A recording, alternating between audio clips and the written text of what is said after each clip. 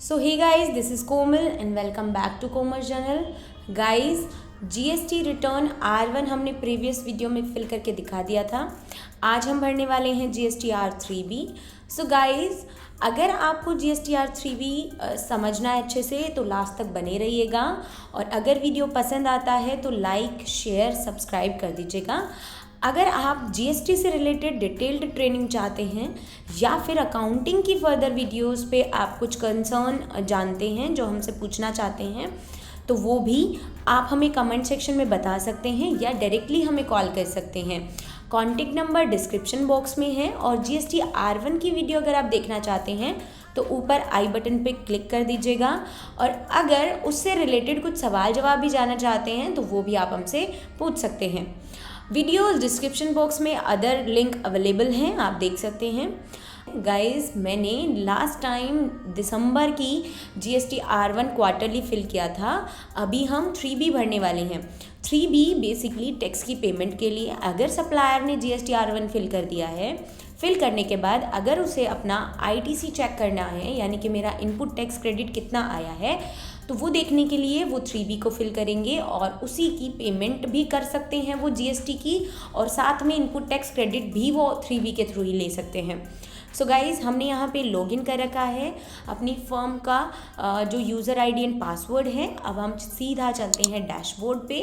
Dashboard पे मुझे सबसे पहले देखना है कि मेरी जीएसटी रिटर्न कितनी आई है, मतलब मुझे कौन,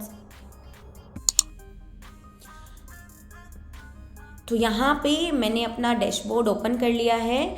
ओपन करने के मैं अपना क्वार्टर चूज़ करूँगी। क्वार्टर चूज़ करने के बाद यहाँ पे सर्च पे क्लिक करेंगे। सर्च पे क्लिक करके ही देखिए R1 फिल हो चुका है, लेकिन R3B अभी भी पेंडिंग है। मैं यहाँ पे ऑनलाइन जाऊँगी। मैं आपको आज यहाँ पे लेट फ़ी पेमेंट के लिए दिखाने वाली हूँ। तो यहाँ पे देखिए, जैसे ही मैं अपनी आउटवर्ड सप्लाई पे क्लिक करती हूँ, यहाँ पे जब मैंने R1 फिल किया था उसका डेटा यहाँ पे शो हो रखा है, तो मैं उसको कंफर्म कर देती हूँ। कंफर्म करने के बाद मैं यहाँ पे रिफ़्रेश के बटन पे क्लिक करूँगी। क्लिक करने के बाद यहाँ नीचे देखिए सेव का ऑप्शन खुलकर आ जाएगा। मुझे यहाँ पे सेव कर देना है अपना डेटा। सेव रिक्वेस्ट रिसीव हो चुकी है। अगर आप विदिन 1 और 2 सेकेंड इसको फिर से रिफ़्रेश करते हैं तो आप देखेंगे जो आपकी रिटर्न है वो सेव हो चुकी है सक्सेसफुली। ये देखिए, यहाँ पे डिटेल सेव्ड सक्सेसफुली का ऑप्शन आ गया है। अब यहाँ पे आप प्रोसीड टू पेमेंट पे क्लिक करेंगे। प्रोसीड टू पेमेंट पे अब यहाँ देखिए आपका कोई भी सीजीएसटी आईजीएसटी नहीं बन रहा है, क्योंकि आपका जो सेल हुई है वो क्रॉस नहीं कर रही है कि आपका जीएसटी अवेलेबल हो, क्योंकि आपने जो सेल की है वो जीएसटी फ्री सेल की है, तो आपकी यहाँ पे जीएसटी नहीं अवेलेबल हो रहा है।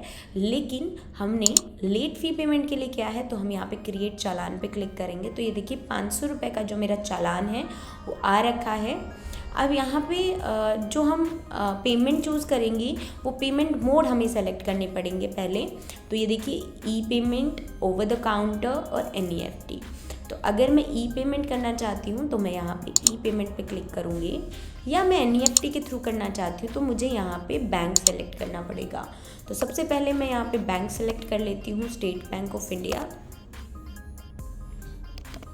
तो यहाँ पे मैंने चूज़ कर लिया अपना स्टेट बैंक ऑफ इंडिया। ये देखिए, जनरेट चालान पे मैं क्लिक करती हूँ। क्लिक करने के बाद यहाँ पे देखिए कंटिन्यू का ऑप्शन आता है। तो यहाँ पे कंटिन्यू का ऑप्शन आते ही मैं यहाँ पे क्लिक करके कर सकती हूँ।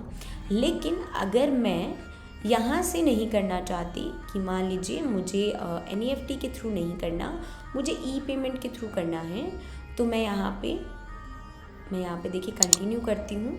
वो तो था एनईएफटी के थ्रू अगर आप करना चाहते हैं। यहाँ पे आप ई पेमेंट के थ्रू करेंगे तो यहाँ पे जनरेट चालान का ऑप्शन आपके पास आ जाएगा।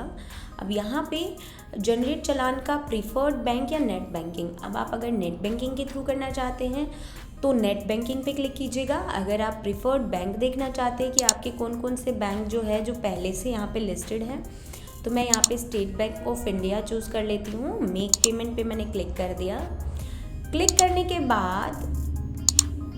करने के बाद अब यहाँ पे मुझसे यूज़र आईडी एंड पासवर्ड पूछेगा, तो मुझे यहाँ पे मेंशन कर देना है। यहाँ पे मैं लॉगिन पे क्लिक करूँगी। लॉगिन पे क्लिक होने के बाद यहाँ से मैं कंफर्मेशन दे देती हूँ। तो यहाँ पे देखिए मेरा जो चालान है वो कंफर्म हो चुका है। तो यहाँ पे जो मेरे पास OTP जाएगा वो OTP मुझे यहाँ पे क्लिक कर देना है। अब हम यहाँ पे जैसे ही हमने क्रिएट कर लिया है चालान, अब हम आ जाते हैं हमारे बैक टू रिटर्न पेज पे। यहाँ पे हमारे पास ऑप्शन खुल जाएगा प्रोसीड टू फाइल का। तो यहाँ पे मुझे प्रोसीड टू फाइल पे क्लिक करना है और वेरीफाई कर देना है कि जो भी इंफॉर्मेशन मैंने दी है वो ट्रू एंड करेक्ट दी है। अपनी ऑथराइज सिग्नेचर ही सेलेक्ट कर लेनी है। और अगर आप डिजिटली सिग्नेचर करना चाहते हैं तो फाइल विद DSC, और अगर आप EVC से करेंगे यानी कि OTP से, तो आप OTP से सेलेक्ट करेंगे। यहाँ पे प्रोसीड कर दिया है मैंने। अब ये जो OTP है ये यहाँ पे जाएगा और आप यहाँ पे OTP अपना डाल दीजिएगा। OTP डालने के बाद आप जैसे ही वेरीफाई करेंगे आपकी रिटर्न सबमिट हो जाएगी। तो हमारी GSTR 3B successfully return fill हो चुका है। और यहाँ पे अगर हम डाउनलोड करना चाहते हैं तो डाउनलोड कर सकते हैं। बैक जैसे ही हम आएंगे तो यहाँ पे अगर आप देखना चाहते हैं कि आपका जो स्टेटस है वो फाइल्ड आ गया है, तो यहाँ पे देखिए फाइल्ड आ चुका है आपका स्टेटस, आपने फिल कर दिया है। अगर आप डाउनलोड करना चाहते हैं तो डाउनलोड कर सकते हैं। तो गाइज़ आई होप आपको समझ आ चुका होगा। सो गाइज़ आई होप आपको GSTR 3B की लेट फी पेमेंट करनी आ गई होगी और रिटर्न भी फिल करना आ गया होगा। आगे GST की रिटर्न पर हम वीडियो लाते रहेंगे और आप भी हमें सजेस्ट कर सकते हैं कि हमें किन टॉपिक्स पे वीडियो बनानी है, तो हम आपकी चॉइस को प्रेफर करके वीडियोस ज़रूर बनाएंगे। Thank you so much guys, bye bye, take care.